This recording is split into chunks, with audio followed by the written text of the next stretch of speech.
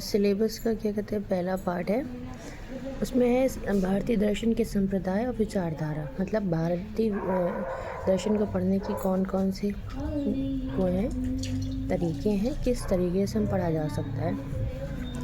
पहला है भारतीय दर्शन को दो भागों में बांटा गया है।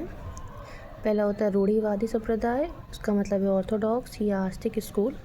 इसमें बेसिकली होता क्या है कि इसको आस्तिक भी कहते हैं। यहाँ पर ईश्वर को मानने न मानने से नहीं होता, यहाँ पर वेद को मानने वाले कहते हैं संप्रदायों को कहेंगे। इसको षष्ठ दर्शन भी कहा जाता है। इसका मतलब होता है इसमें 6 दर्शन, मुख्य दर्शन आएंगे, जिनके बारे में हम लोग पढ़ेंगे।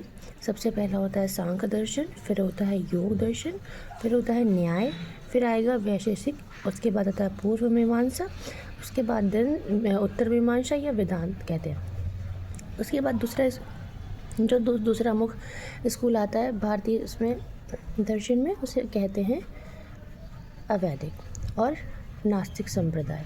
फिर यहाँ पर आस्तिक और नास्तिक का मतलब ये नहीं है कि ईश्वर को माने न माने, यहाँ पर वेद को माने न माने की बात हो रही है। इसको हेटेरोडॉक्स कहेंगे, वेदों को न मानने वाले। इसमें मुख्य 4 आते हैं, 3 आते हैं बौद्ध दर्शन, जैन दर्शन और चारवाक दर्शन। अब ये सारे इसमें ऑब्जेक्टिव क्वेश्चन जो नॉर्मल कंपटीशन होते हैं उसमें बन सकता है कि भारतीय दर्शन को मुख्यतः किन 2 भागों में बांटा जा सकता है, तो रूढ़िवादी संप्रदाय और कहते हैं और अवैदिक संप्रदाय।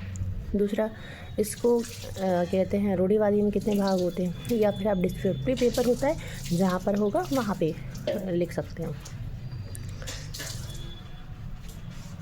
और जैसे कि पहला क्वेश्चन बन सकता है रूढ़िवादी संप्रदाय को और क्या कह सकते हैं, तो इन्हें षष्ठ दर्शन भी कहते हैं। तो इस तरह करके इसमें वो 2 या 3 ऑब्जेक्टिव क्वेश्चन बन सकते हैं और सब्जेक्टिव क्वेश्चन में भी जैसे आप चाहें वैसे लिख सकते हैं।